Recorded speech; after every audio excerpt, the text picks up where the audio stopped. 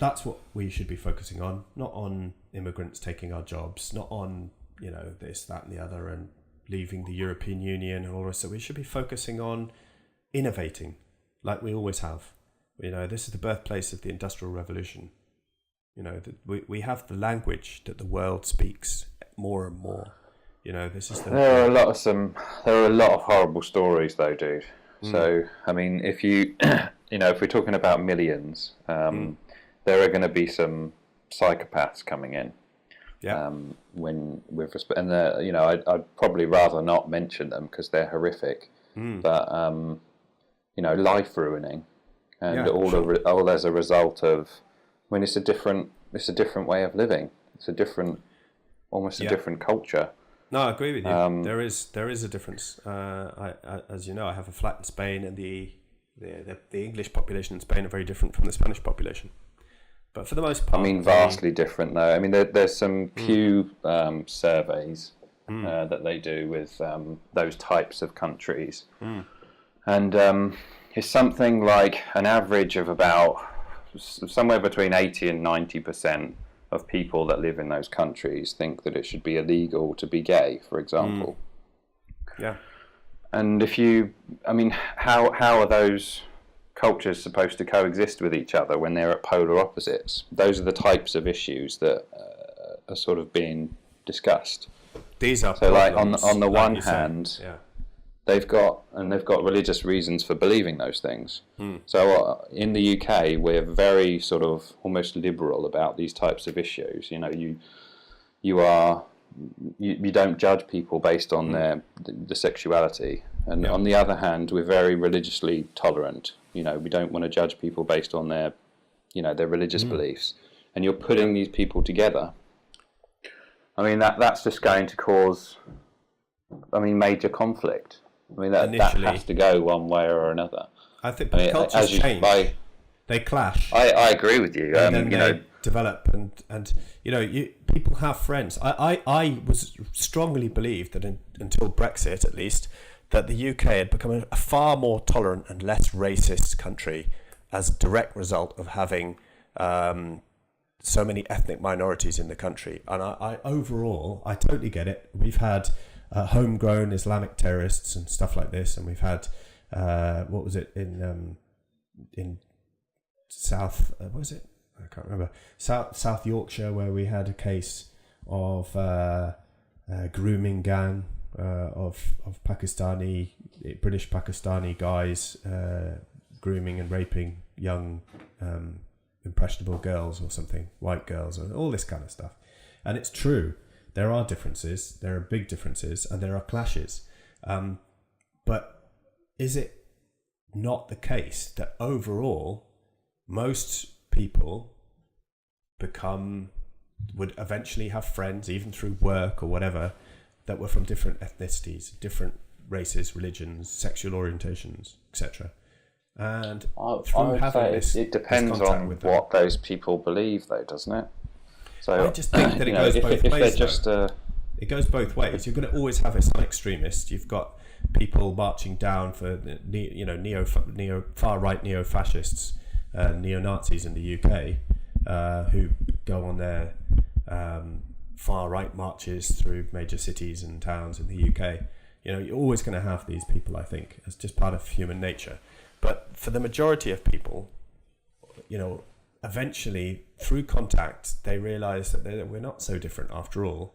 And on both sides, eventually, there's more and more integration. And the integration isn't one group integrating with another. It's both groups sort of becoming more open-minded and understanding, and maybe shifting and gaining from the collective good. I think learning Spanish has opened my mind in a way that I couldn't have imagined before, in terms of culture that is hidden along with language. And I think that having multiculturalism is yes, it has its. I mean, nothing is black and white. It has its ups and its downs. It has its good points and its bad points. But I think I would say that issue about gay people, that's a black and white ose for me. If you think that it's okay to say that you should be put in jail for being gay, that would be a that's just a wrong way of thinking about things. Well, I agree with you, but the point is that perhaps people, if they came to the UK and they held that view, eventually over time, maybe that not them, maybe they would always have that view. But when they had kids, and those kids went to school, and those kids got jobs, and all the rest of it, over time, perhaps those kids would be influenced by the general consensus, and that kind of attitude would die out. I think it only takes a generation for an attitude to die out. I agree. It certainly takes a generation for a language to die out. That's for sure. So why not an attitude that goes with it? I don't know. Yeah, I'm on the same page with you there. I think probably what people are, or some people are concerned about, is that the majority. So we currently have, I don't know what the number is, but it's however many millions it is, or hundreds of thousands it is, that are coming into various different countries. You've got a particular year where you're not going to be the majority anymore. So because we're the majority at the moment, maybe they would be influenced by us, but if we weren't the majority, that majority would then almost be more persuasive or more influential around those types of issues. I agree with you. I think that you're probably right, if that were ever to be the case, which I don't think it would. But even if it were the case, it's just a very long, slow process of evolution, essentially, which is what's always been going on, and always has, and always will. I mean, don't forget that this country was invaded by Vikings, and we had Angles and Saxons and Normans and all the rest of it, and they've all contributed, both positively and negatively, to make us who we are today.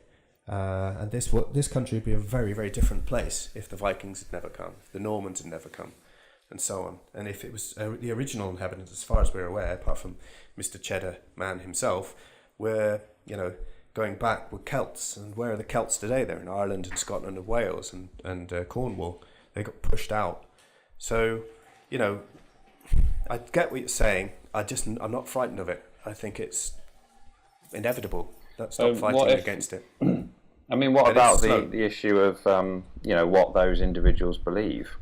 So, what would you still feel the same if you were able to ask each individual and they had sort of hateful views against certain groups of people? Would you still hold those issues, or would you change your mind?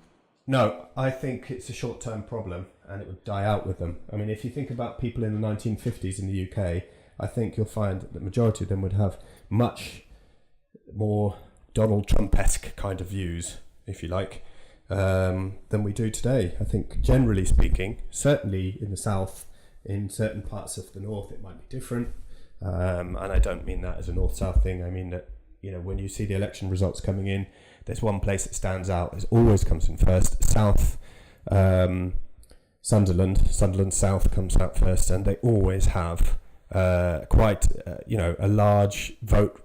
Sort of 1,000-odd people vote for the far right, for the neo-Nazis, the fascists, whatever they call themselves these days. And so, maybe attitudes and who we are as English people varies depending on. I mean, I've travelled far and wide, up and down the country, and the attitudes vary from place to place. So we're not an homogenous group. Even, as you say, the white male, the great white male, or whatever you call it. The straight white male. We're not even homogenous. I certainly didn't say that.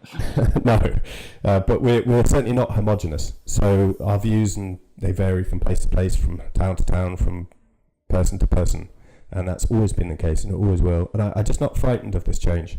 I think we live in a. So would you be okay with also letting in sort of hundreds of thousands of white nationalists or Nazis? No. I've got to leave it. I've got to go. But no, we could probably pick this up another time. It's a good discussion. No, I don't. That's their view. They have a view. It's like, would you want to let in people who like to rape children? No. There are certain people that, no one was born a Nazi. No one was, okay, maybe sexual preference is innate. I don't know. But doesn't matter. There are certain people that are going to cause specific pain and suffering to the country, which you wouldn't want to let them in. So But that view would disappear after a generation, wouldn't it? Right, let's leave it at that.